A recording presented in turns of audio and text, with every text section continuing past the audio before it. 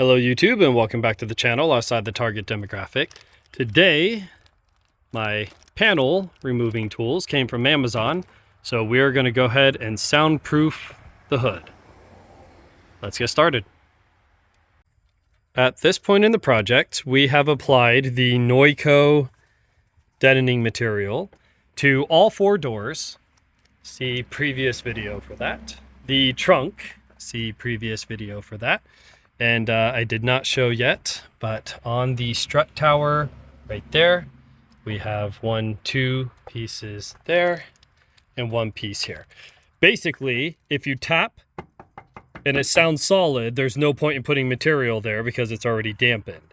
If you tap and it makes a rattly noise, then go ahead and apply some material. So I was able to heat up and form by using the back side of the roller, crush that in, and here as well, and it doesn't ting quite so much, but what does ting is the hood.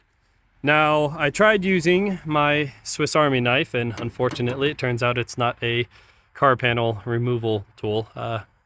Does everything else. So we went ahead on Amazon and purchased the Who's a Whatsies to pull the whatchabobs, to put in the stuffs and make it a little bit quieter. So at this point you have a giant sheet of metal that's going to be in the wind picking up noise and ideally deadening the engine. So I figure we're going to pull these. I assume there's going to be some ribs in here. I'm going to try cutting the material for in between, and we'll do a before and after. So we have that now, and we have an after. Nice. So from the kit for $7, we have a number of tools. So far I found I'm able to do the door panels without any special tools, minus a screwdriver and some elbow grease. You should have that at home if you don't work on that. What I did need was this guy. So this is going to hopefully slide in between there. These, as it turns out, are designed to go in once and hold the thing in place. So not the easiest to remove, but that's much better than I got it before with the Swiss Army knife. And since I don't feel like dropping this into the engine bay, or ideally under the engine bay, you're gonna have to trust me that I pulled this with the tool and the elbow grease. Okay, yeah, this is absolutely worth the $7. I think I could swing that. So we're gonna go ahead and pull all 10 of those and see what we have underneath. So we pulled 3 of these so far, and all 3 of them have been retained by the tool, which is nice. So I can actually do this with one hand, but I won't. What I've been doing is using one finger to pry that up enough for me to get the tool under it. Once I get it engaged, I'm just doing a rocking left and right motion. I'm not going this way, I'm rocking left and right. And you just have to defeat each one of those teeth and pull them out. So we have 1, 2, 3 more plugs to go. What I've decided to do is I'm gonna pull 1, 2, 3, leave your top middlemost one in, and this is less likely to fall into your way as you're working on the rest of them.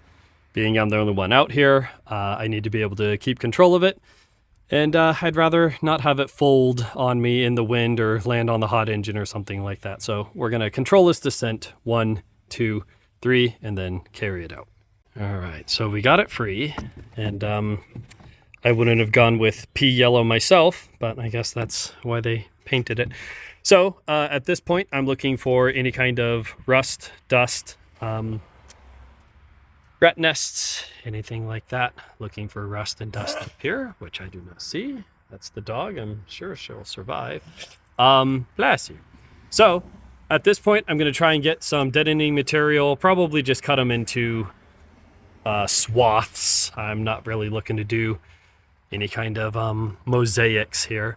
But at this point, I do have the Noico deadening material, and just today with the tools arrived the deadening mats that will, from my understanding, This stuff will prevent the metal from making the noise. So it will deaden the metal, it will prevent it from reverberating, it will prevent it from transferring and carrying that noise through this metal all the way back into your cabin, right?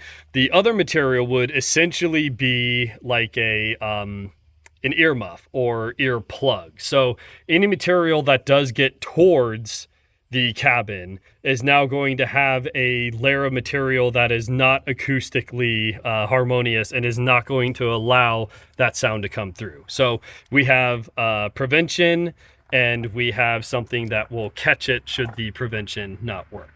All that to say, I'm probably going to cut 1, 2, 3, 4, 5, 6 pieces of that material, try and hedge my bets here. I'm not sure how it works, so I just as well do it here under something that no one is going to see and make this sound substantially better. So since we have that heat shield and no way a sound deadener in, this is our before. Very buzzy. And we'll have an after at some point. So a correction to my YouTube shorts for the tens of you that have made it over to look at that. This material, you get 10 of these sheets, a little bit larger than a sheet of standard printer paper. You get 10 of them for $24 on Amazon. I had originally said $50, so half off. And no, they're not on sale. That was we'll say a autocorrect failure on that video. So far, I have used a sheet per door, which puts us at 4. I used 1.5 sheets on the rear, which puts us at 5.5. And then I used about half of a sheet in here. So I still have 3.5 sheets remaining. So at this point, I only need to cover these guys. If I lay it out, it's essentially right. And there is a little bit of a overhang there. So I think...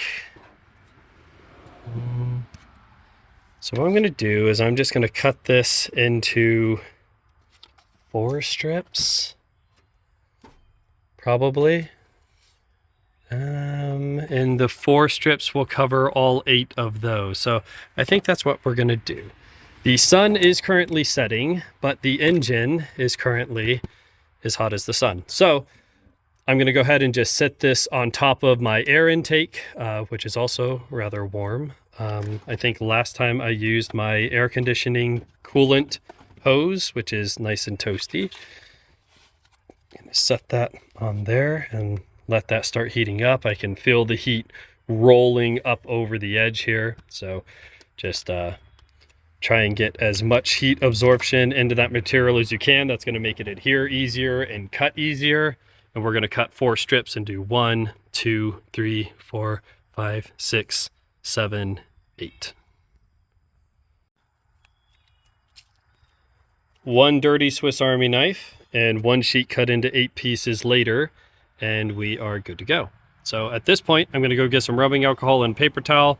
We're going to clean up each one of these areas, give it the best chance of adhering, and I have each one of these guys on a heated part of the engine, absorb a little bit, and you'll see it's already molding quite nicely. So be back to a cleaner hood.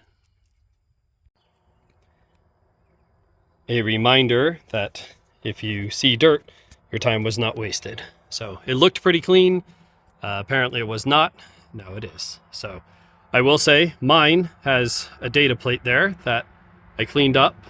Gonna let that car go by. So I am ready to go ahead and start adhering those pieces. So here's a before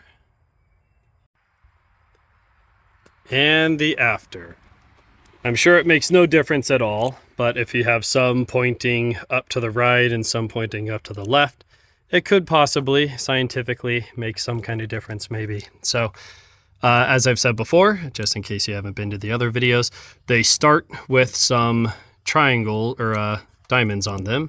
And as you roll them flat, you will notice the diamond pattern goes away. Do you need to do that? No. But it is a visual indicator that you have applied enough pressure that the material should be properly adhered and should not accidentally come off. So that is the completed product there. Now that the loud cars have left, this is our after. Nice. So new in the mill today is the SILES, I don't know, sound deadener thermal shield. If it's a thermal shield, I imagine it is rated for the thermals, but let's cut her open, see what we got. So we have the box open. On the inside, we have instructions.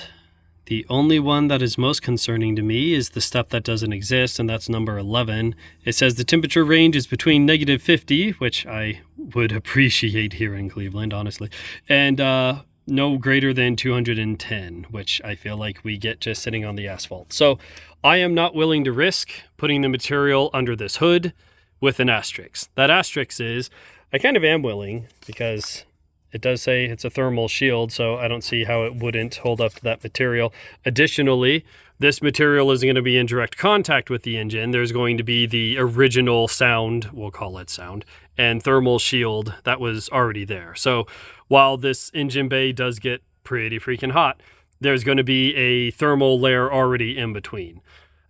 Honestly, I don't know if it's going to make too much of a difference, especially since this is outside the cabin, which is kind of what we're trying to insulate. So I am going to save this for another time. I have plenty of sheet, so I'm going to make sure that I don't have to order another box by doing the interior of the cabin first. Should I have any remnants, I know where it's going to go.